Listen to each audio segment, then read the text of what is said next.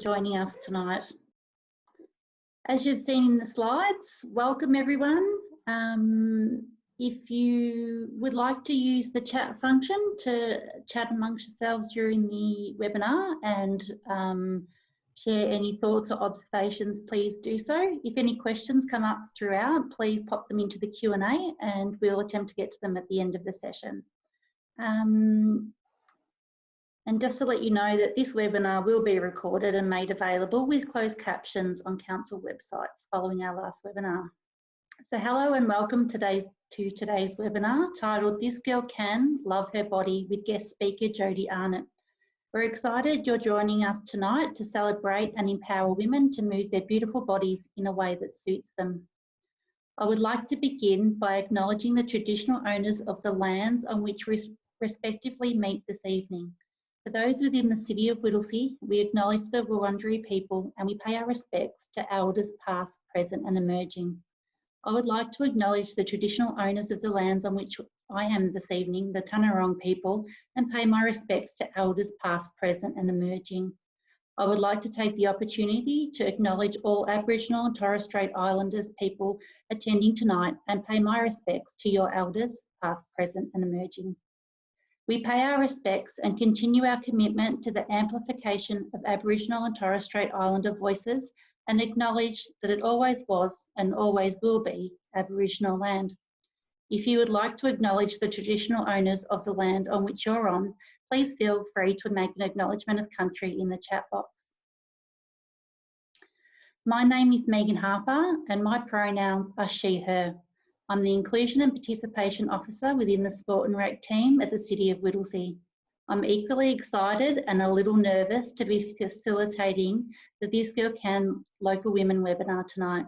Tonight has been made possible thanks to the support provided by Vic Health's This Girl Can campaign. With the support of Vic Health, we celebrate the opportunity for a 5-council collaboration 3-week webinar series aimed to empower women to embrace physical activity in a way that suits them. So it's now my pleasure to introduce our guest speaker tonight. Jodie Arnot is a registered counsellor with a Masters in Counselling from Monash University and is the co-founder of the Moderation Movement. Jodie works in private practice, specialising in supporting women to tame their inner critic so they can live a life they adore. With experience in eating disorder prevention and education and over 20 years working in the fitness industry, Jodie has a special passion for helping people to improve their relationship with their body and exercise. I know I'm really looking forward to hearing from Jodie as she shares her knowledge with us about intuitive movement and positive body image. Please welcome Jodie Arnot. Thank you so much. Now we need to share my screen. Ah, fantastic.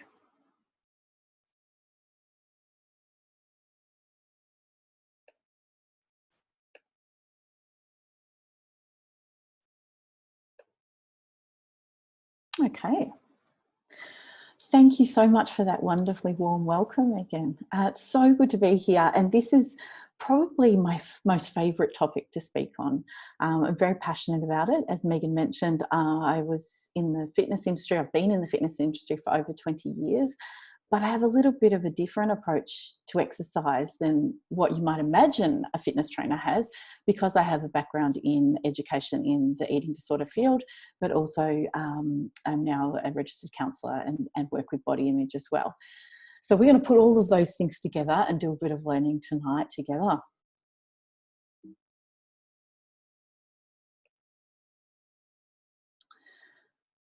So I would love to explore what thoughts and feelings arise when you hear the word exercise. For some people, it might be around things like embarrassment, judgment, shame. It might be shoulds or guilt, like, oh, I should really do more, or I should be exercising more regularly. Some of the thoughts and feelings that arise are dread of discomfort, pain, injury, those kind of things. For other people, it might be a more positive feeling. It might be things like you associate exercise with stress management and self-care, feeling good, enjoying it.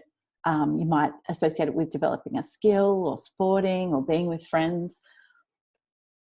Or you might think of lack of time or hassle. That's often a really common one. So I want you to just reflect on it and think about what comes up for you when you think about the word exercise. Our relationship with exercise can be quite complex. So that very popular slogan, just do it, it's really not as easy as that. We have so many things that go into how we feel about exercise and how all of these things affect how we approach exercise. So things like our experiences at school, our family attitudes towards exercise, how we feel about our body, societal expectations of our gender, age, race, sexuality, and other identities. And then there's a lot of things around Fitspo, a lot of things around diet culture, a lot of things around fitness influences and social media that also influence how we see and feel about physical activity. So I'd love you to just think a little bit about what has contributed to how you approach exercise. It can be really good to reflect on. But I'd also love you to embrace that idea that our relationship with exercise is not set in stone. We can change it. And it just with some work and some self-compassion and gentle practice, we can really change how we view exercise. So I won't go too much into this because Megan did a great job of introducing who I am. But basically, I work with women on improving their self-worth, their body image, and trying to tame their inner critic as well. And if you wanted to find out more or read blog posts about these topics, you can find me at jodiearnot.com.au. So if complex relationship with exercise is so common, how might we know whether our relationship with exercise is pretty normal or whether it might need some help? So I've put together some ideas about some little clues to whether we might need a little bit of help with our relationship with exercise. If we're using exercise to make up for eating or for just burning calories, that's a hint that we might have a little bit of a complex relationship with exercise. If we're using exercise as punishment for food, how we feel about our body, or if we're feeling guilty about rest days and then we punish ourselves with exercise after a day without exercise, then that's also another hint. If we believe that exercise has to be hard or it doesn't count, and I see this one pop up a lot because of the messaging that we get generally about exercise, this one can also make our relationship with exercise quite fraught, and we're going to talk more about that. If we feel guilty when we take a day off, when we rest, when we're injured or ill, if we find that we need to exercise, we feel compelled to exercise if we're injured or ill, that's a hint towards a complex relationship with exercise.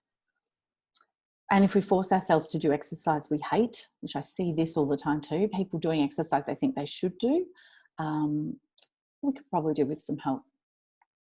And also tending to be all or nothing about exercise. So if you find yourself exercising every day for a week or two and then not exercising for a few weeks, that's probably hinting towards a complex relationship with exercise as well.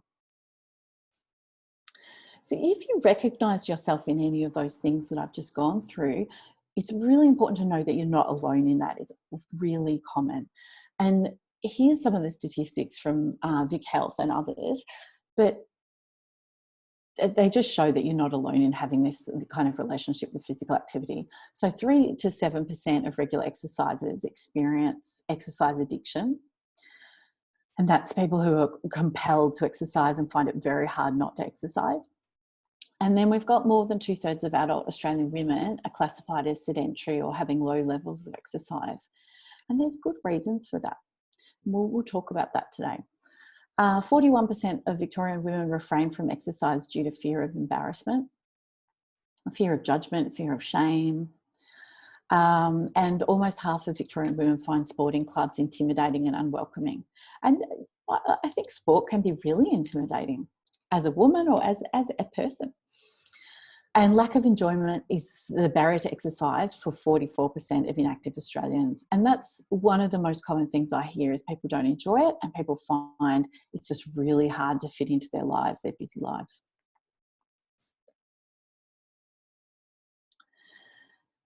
So How do we start changing our relationship with exercise? The research tells us that our intentions for physical activity, it really matters, and our intentions are the most important thing.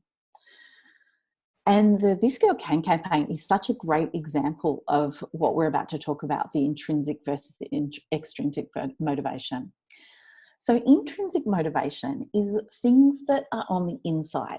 So things like enjoyment, feeling good, competence, so getting better at a skill, like imagine getting better at karate or getting better at weights or something like that. Health, so wanting to feel fitter, wanting to feel healthier, they're all intrinsic motivations, feeling good, functioning well. Extrinsic motivations are things on the outside. They're things to do with appearance, weight, shape, and validation from other people. So what the research has shown, This Girl Can campaign is a great example of the intrinsic motivations, because it talks about feeling good, about bonding with other people, about developing a skill, and that's all the intrinsic stuff. So what the research shows is that people who exercise for intrinsic reasons, so feeling good, functioning well, enjoyment, they stick to exercise a lot longer than people who exercise for extrinsic reasons. So people who exercise for weight loss or shape modification, they're not going to stick at exercise as long. That's what the research is showing us. And what we also know is that people who have body-related motivations for exercise, so people who choose to exercise mainly to try and change their body size or shape, they experience more social physique anxiety, so more anxiety with other people around how their body looks, more depression, more anxiety, reduced self-esteem, and less body dissatisfaction, more body dissatisfaction, and they actually exercise less. So all of the reasons why those people might be taking on exercise is to feel better about their body. It's actually turns out to be the opposite. It could be quite surprising. So what we want to do is really focus on our intrinsic motivators. What does that mean? In plain terms, it means we want to focus on feeling good, feeling better, rather than changing the way we look. So changing the way we look or focusing on weight, focusing on changing our shape or appearance can be really detrimental to our health. Whenever I talk about this, it can feel quite controversial for people, and it can bring up a lot of really intense feelings. So what I ask for you to do today is to just remain open to what we're talking about. It's quite different to how we have the main things that we've heard about exercise and bodies. So just keep your mind open and just notice any big feelings that might arise about this topic. And then we'll see.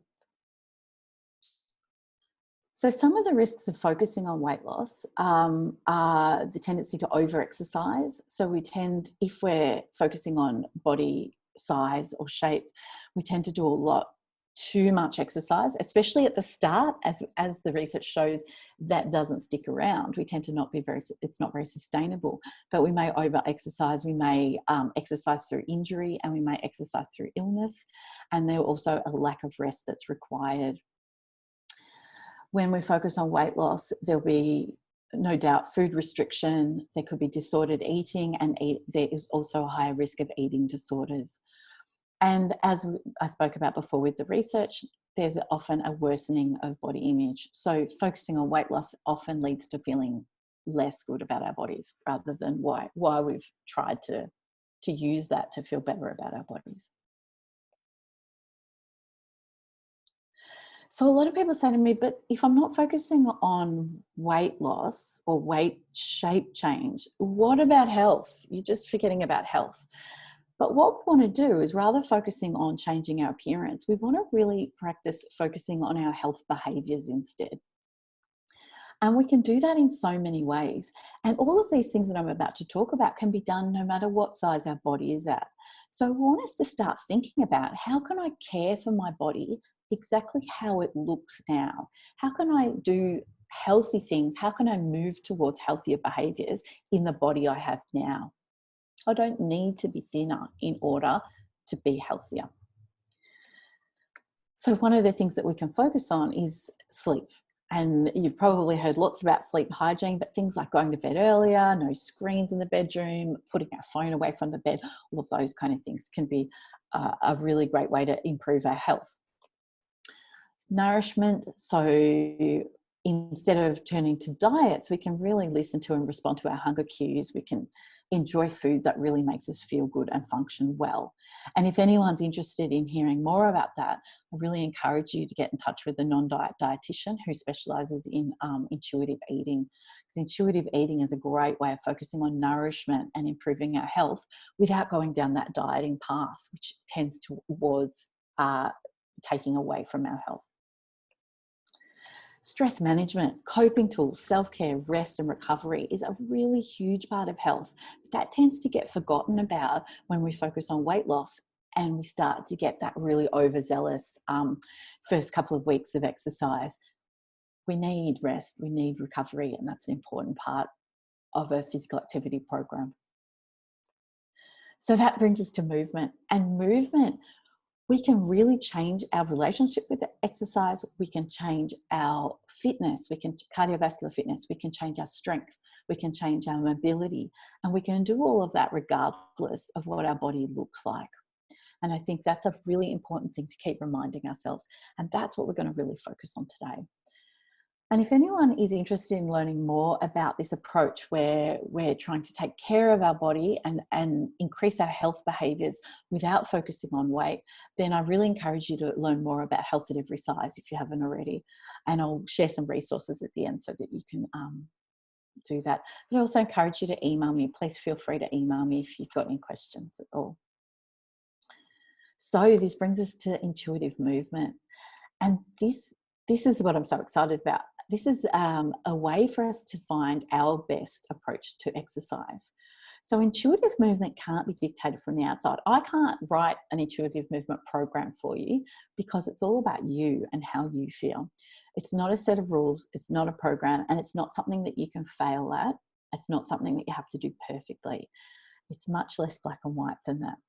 So I like to think of it as an ongoing practice of tuning into our body, valuing what our body is telling us, and then trying to meet the needs that our body has as best as we can. Not perfectly, just as best as we can. So it's not a program, it's not a set of rules, but what does intuitive movement look like? What's the recipe? How do we go about that? So what we want to start with is really do what we enjoy and what feels good rather than what we think we should do. So I often hear lots of people talking about what they think they should do. They think they should be walking, they should be running, they should be doing gym. And those things are all great if you enjoy them and they make you feel good. But if you don't, there are so many other options. And so we really need to tune in and work out, well, what do I enjoy? What makes me feel good? To give you an idea, today I was speaking with a client and she was saying, oh, you know, I really got off track. I haven't been walking, so I really haven't been doing anything. And then when we explored a little bit further, she'd actually been gardening, she'd been fire prepping her property, she'd been walking up and down and lifting things and mowing and all of these things. And so it turned out that she'd actually been moving her body a lot more than what she normally would when she was doing what she thought she should. So it's really questioning these shoulds and questioning that idea of what counts as exercise. We need to start practicing paying attention to our body and mind and all the signals that it has that we need rest or recovery. So I don't know about you, but lots of people find that their mind tells them, oh, you're being slack. Oh, you're being lazy. Oh, you better not take this rest day because that's just an excuse. So we need to look out for that's the inner critic talking. And the inner critic has latched onto a bit of diet thinking there.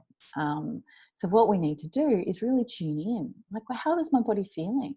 Is my knee sore? Well, if my knee's sore, then is movement going to be the best thing for it?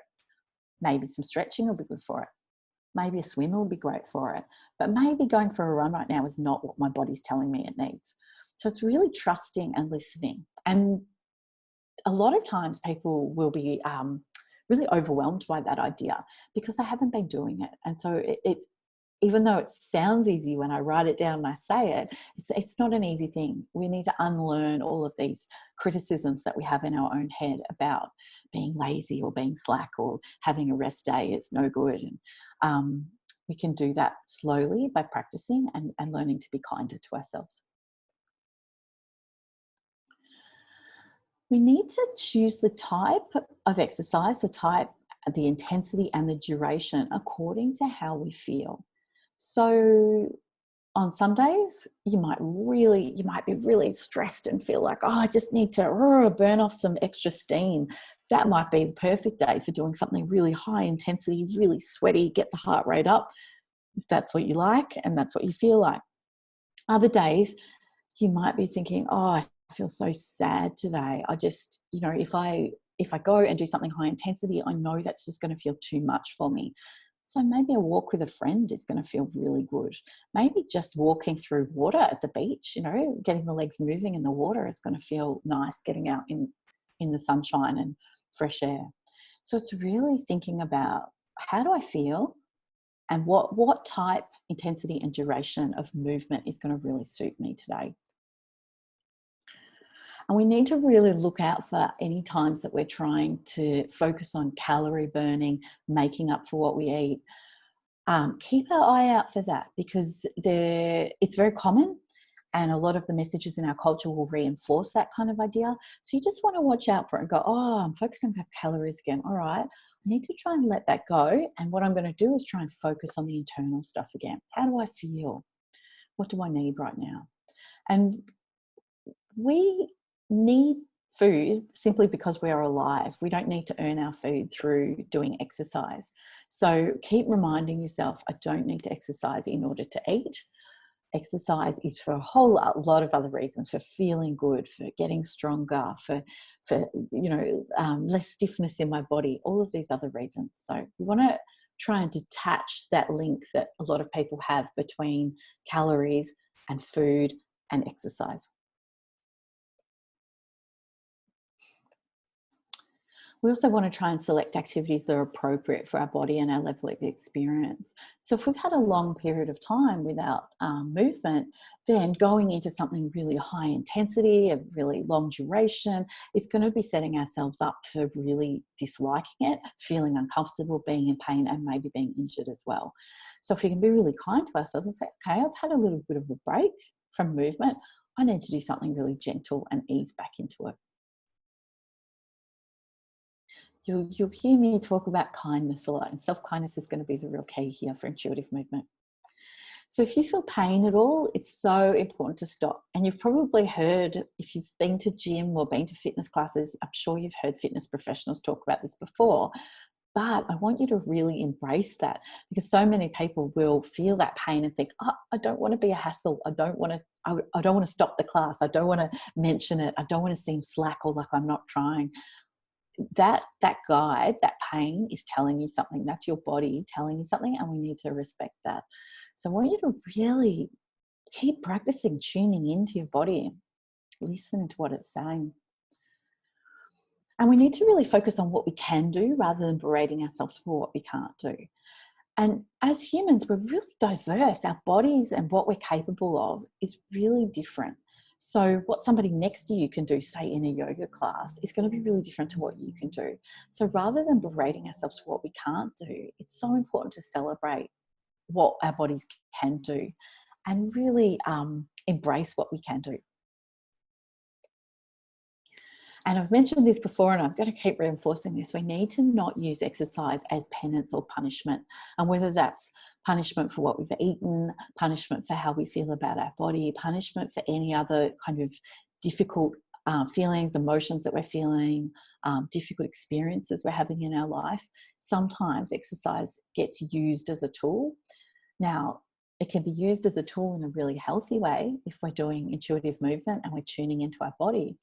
But it can also be used as a punishment or penance, and we want to really steer clear of that, because who enjoys punishment? So if we keep using exercise as punishment or penance, we're really making that relationship with exercise much more complex, more fraught. We want to really make it more peaceful. And something else, a trick that can be really helpful is focusing on the immediate benefits. So sometimes people get really despondent about movement when they start moving, and if they're focusing on appearance changes and weight changes, after a week or two, their body hasn't changed size or shape, and that's really normal. Of course it won't have. But then they think, oh, this isn't worth it. It's not working. What's the point? I don't need to do this anymore. And this is where we need to bring it back to those internal, the intrinsic motivators. So if we can focus on the immediate benefits we have just from 10 minutes of moving our body, that can be a really great way of motivating us to want to go and do some more later. So some of those immediate benefits might be mood. So we know that even getting up and doing 5 minutes of bit of stretching, doing this at our desk, that can just even make us feel, oh, that's better. I feel a little bit better. Can make our bodies feel less stiff. Getting outside for a bit of fresh air and moving the legs can just feel like, oh, good, I've gotten outside the four walls. That feels like an immediate benefit. We can also feel an immediate benefit of just feeling good, robust, feeling better about ourselves because we've done some movement. The enjoyment factor can be a great benefit as well. Social connection, if we're moving with other people. So I would love you to start practicing. What were the benefits that I got from this one session, these 10 minutes? No matter what those 10 minutes look like, what benefits did I get? And take those benefits, the focus off the appearance changes and back towards how you're feeling instead.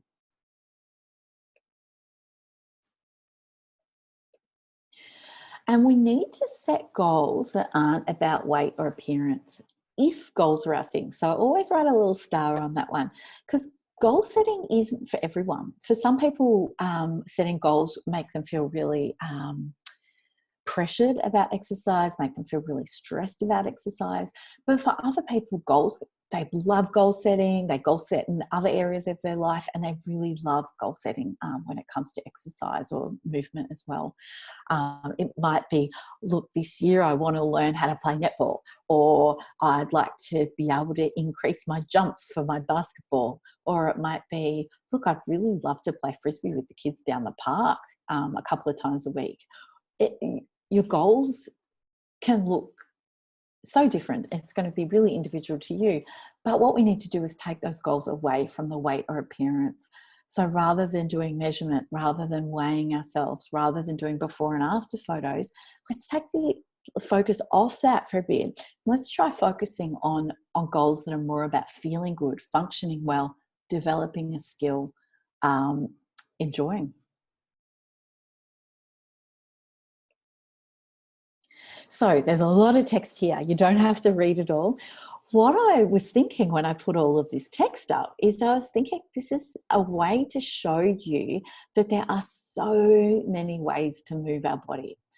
We need to, as I said earlier, we need to really stop thinking that there's ways that we should be exercising. There's not a certain magic number of calories that we have to be burning. There's not a certain intensity that we have to be doing in order for it to count. There's not a certain amount of times that we have to be doing it in order for it to count. Every time we move our body, we get something out of it. We get some benefits. And that's what I was talking about. Let's really focus on those benefits. And if we can do that, we just start to shift how we feel about exercise. But we need to change the definition. So if we're only saying that running counts, gym counts, walking counts, but only if we go fast and only if we go uphill. These are some of the ideas that I've heard regularly from clients and from friends and family. We can start to redefine that and say all the times that we move our body, it counts towards our mental and physical health. We start to expand the definition of what moving means. It's not just exercising at the gym, or it's not just running. So these are some of the things you might have been glancing through while I've been talking. But there's so many ways for us to move our body. And if you're interested in, you think, oh, I'm not even sure where to even begin, feel free to email me for free, and I can send you through a list of all of the ideas that I have of things that you might try. So when people often say to me, but I hate exercise. How can I exercise? you know, you talk about intuitive movement, you talk about finding something you enjoy. I don't enjoy anything, I hate everything. And this is where we need to start looking at, can we change the definition of what counts? Can we start to make that expand a little bit and start to look at some other things? What might you enjoy? And if not enjoy, what might you feel neutral about? Where could you start with something that you don't hate? And then just experiment. And if we don't force ourselves to go for a certain amount of time, and we don't force ourselves to do a certain intensity, and we don't force ourselves to do a certain number of sessions per week, often the pressure comes off and we might be able to just do a little bit of gardening. Oh, I might do some stretches in my lounge room. Hey, I might put a YouTube video on and do some dancing and the kids might join in. And then we start to see that movement is so much more than just doing an exercise session. That's hard for it to count. So after this session, or even now, I'd love you to think about a goal. If you're goal inclined and if this feels comfortable for you, to think about a goal to improve how you feel rather than how you look. Really start to shift that focus. And some of the resources, if you want to learn more about body respect, more about health at every size, more about focusing on the internal, the attunement, these are some of the books that I recommend that you start with. And yeah, just start with those books. And of course, the This Girl Can website has some great resources, and you can check out my website for some blog posts around this sort of stuff as well. But feel free to email, of course, because I can send you through many more things. Before we go into the question time, I just want to highlight that if you felt uncomfortable about anything, often when we speak about bodies, when we speak about eating, when we speak about exercise, it can bring up some difficult feelings for people. And if it has, I'd really encourage you to reach out to Butterfly Foundation or Lifeline, and they have counsellors that can talk to you for free. So as I said, feel free to email me. You can jot that down.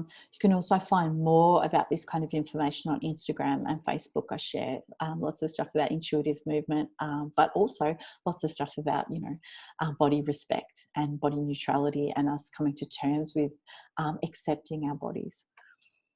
But I'm sure the audience have lots of questions, and I'll leave it to Megan to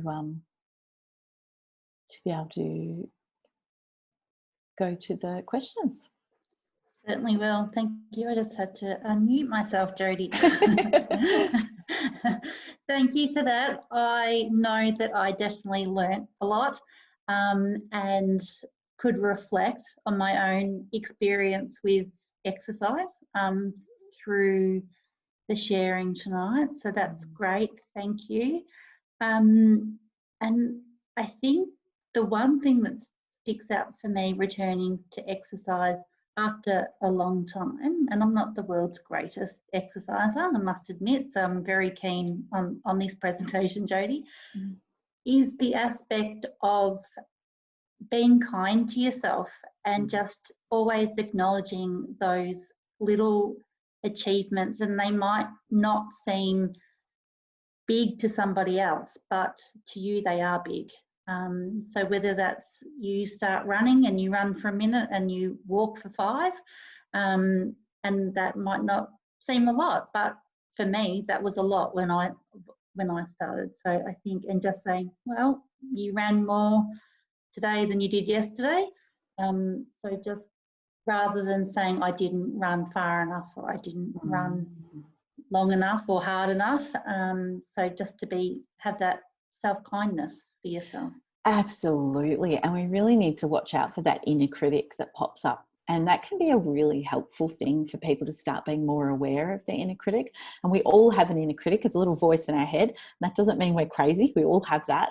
And the inner critic has formed from all of the things that have happened in our life, all of the cultural messages, any criticisms we might have had when we were young. And all of these things go into what our inner critic tells us in our own heads. And exactly what you said is that comparison can be something that the inner critic really latches onto. Oh, you only ran a minute. Oh, your friend does, 10 minutes. The inner critic loves comparison. So anytime you start finding yourself comparing, to go, oh, there's my inner critic. And rather than fight with the inner critic or say, shut up or anything, that can increase the struggle. What I'd like you to do is go, oh, I hear you. There you are, inner critic. Yep, that's not really useful. I'm going to focus on me now. So just you're talking to it in a way that's really just like, I hear you. If that's not helpful, I'm going to go back to focusing on me. Can be really helpful. Yeah. Yeah. And what about for women who just really are struggling to find the motivation to exercise, particularly if they're on their own and they have to do exercise solo? What advice could you offer? Absolutely. And I think this is where we were talking about changing that definition of exercise is really important, because often when I talk to women about that, it's like, I don't have time to fit in going to the gym, or I don't have time to fit in going for a run. But when we change the definition of what counts as movement, oh, okay, well, maybe I can do something at home. Maybe I can do 5 minutes of stretching just so that my body feels less stiff. Maybe I can do something with the kids. Maybe we can dance around the lounge room for 5 to 10 minutes and just increase our levels of joy for a little bit. It's when we change the definition of what counts, how much we can fit in then starts to change. But it's also being compassionate with ourselves and not saying, oh no, I'm lazy, I'm full of excuses. There's actually really valid barriers to exercise. It's not about excuses. It's about valid barriers and obstacles. So it's being kind to ourselves about, yeah, look, my life is really busy and stressful. Okay, what might work? What might add to my life? What might feel okay? Yeah. Yeah, I agree. And I know one of the barriers that we talk a lot about is this fear of judgment that women have, and that statistically 2 in 5 women feel embarrassed to exercise in public. Yep. Which is a real shame, and it is a real barrier for women to think, oh, I don't want to, maybe I don't want to start running because the people driving past in the cars might see me and think that that I'm lazy, or I don't look good in what I'm wearing. So, people will be looking at me, or I can't do it properly, so people will be judging me. So for women who are thinking, oh, it's just too much for me to, exercise for fear of someone judging them, what advice can you offer? First of all, I think it's really important to acknowledge you're not silly for feeling that way. You're not alone in feeling that way. Like as Megan said, the statistics are 2 in 5 women. We are brought up as women. We're generally brought up with a culture of looking at us, this beauty ideal, this thin ideal. It's this idea that we have to look a certain way in order to be approved of. So we internalize that. We all internalize that, and it takes a long time to undo that. So you're not alone in feeling like, if I go out, I might be judged for how I look. I might be judged for what I wear. I might be judged for not doing things properly or being, the best runner. So first of all, lots of self-compassion about that feeling. Shame is one of the most difficult emotions that we can feel. And a lot of the work that we do in therapy is around shame and having tools for dealing with shame. And so I just want to acknowledge that it is really hard to feel that way, first of all. So it's not just like, we'll just get out there and do it. It's about acknowledging and being kind to ourselves, first of all. And then, okay, well, what are some of the things that then might help us to slowly be a little bit braver about putting ourselves out there? And that could be encouraging friends to come with us or join with friends, because it can be really just bolstering to have our female friends around us, or male friends, anyone really, but people who we trust and people who we know aren't judging us, to have them with us can really help us and make us feel a little bit safer. The other thing that is really important is to recognize that we've been brought up self-objectifying. And what that means, it's a big word, but what that means is we've been brought up putting ourselves, our mind, on the outside of our bodies all the time and looking back at ourselves. So we often find ourselves looking at ourselves thinking, how do I look in this? How do I look in these jeans? How does somebody else see me? How do I look when I'm doing this yoga pose? What's somebody else thinking who's behind me on the spin bike? We're often outside our bodies looking back at them. What we want to do is gradually spend more time being embodied. And that means living from inside our body, thinking, how do I feel? What am I doing? What does this movement feel like? Rather than being on the outside of our body looking in. So does that make sense, Megan? Because like Totally. I normally would get, and it goes back to those intrinsic drivers about how I'm feeling and how this is good for me. And also, I think prioritising yourself and having the opportunity to make yourself feel good, regardless of what anyone else might be thinking as you're doing that. And I think that's really important for us too. So finally, I was just going to say, so if you can, anytime you find yourself worrying about being judged, if you can then go, okay, I need to try and bring myself back to how do I feel? What am I doing? Can I concentrate on this movement? How does my body feel when I'm doing this action? Just try and bring yourself back inside again would be really helpful. And it's okay not to be perfect. It's okay to try something and really suck at it. Like totally we need to give ourselves permission to be a beginner. And I actually like the feeling of being a beginner, because being a beginner means of course you can't be perfect at it. You've never done it before, or you're really new to it. So there's something a bit freeing in that, to try and just like let's suck at it. Let's suck at it together. That's kind of funny sometimes, you know. It can be very funny. And I attended a dance exercise class once. And that was very funny, because I am no good at choreography, I learnt. So now I save that for home dancing. Yes, and that's self-choreography, which I love. Home dancing is awesome. And it does count. You know, everyone says, that doesn't count. It counts. And the other thing is to remember, if people are judging us, what's it saying about them? It's saying everything about them and nothing about us. And I know that's easy to say, but the sentiment under that is really important. And I had a client say to me, you know, she was riding her bike and somebody said something, and she said, that person, they're not my people. The person who would say something like that to someone on a bike, that is a limited human being. That is not someone who thinks like I do or would hang out with me. It doesn't have the same values as me. So I don't care what they think. So she was reminding herself that, you know, do I care about that person's judgment?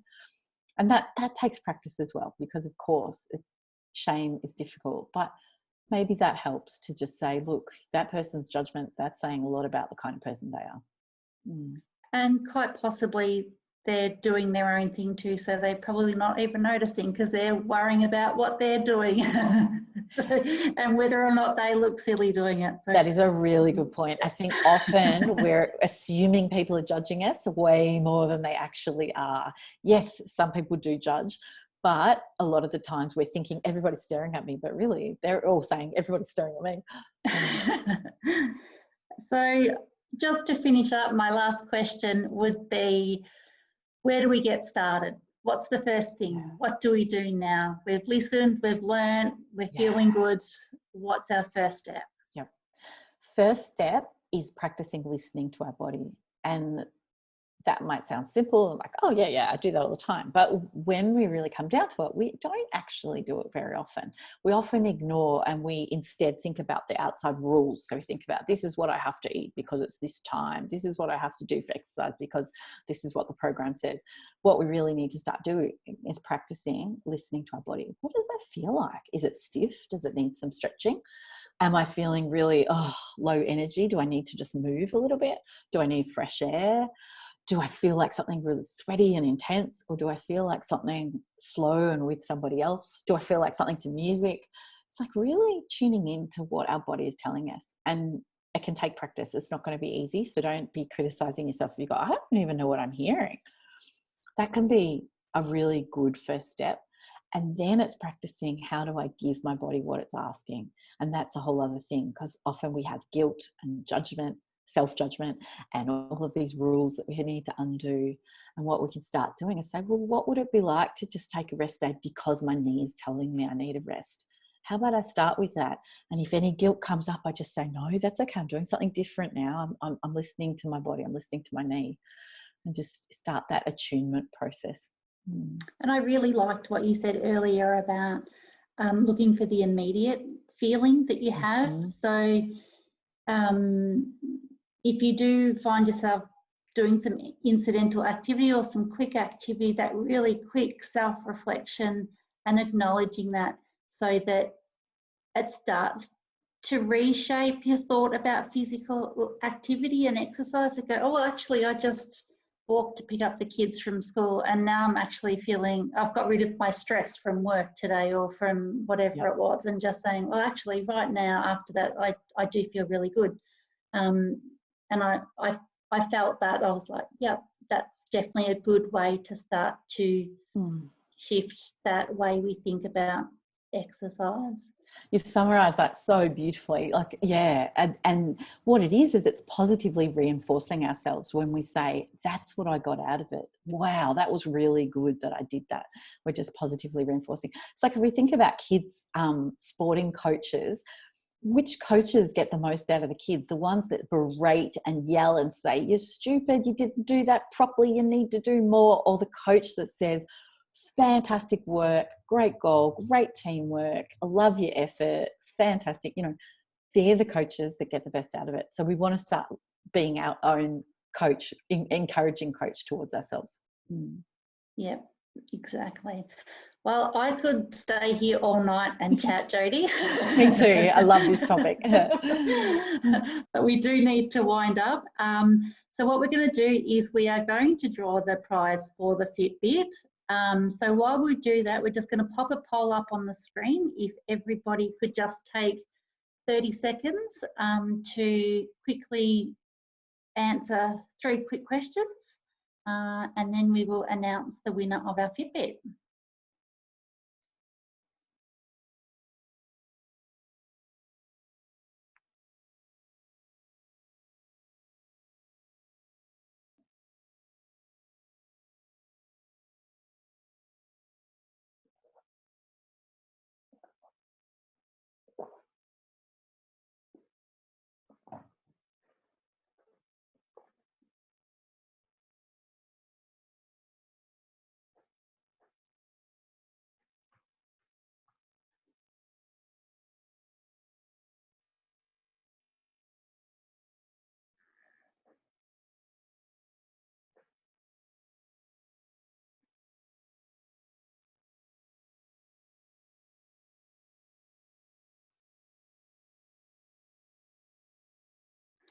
All right, thank you everyone for taking that time to quickly just provide some answers for us, which will help us in doing the evaluation.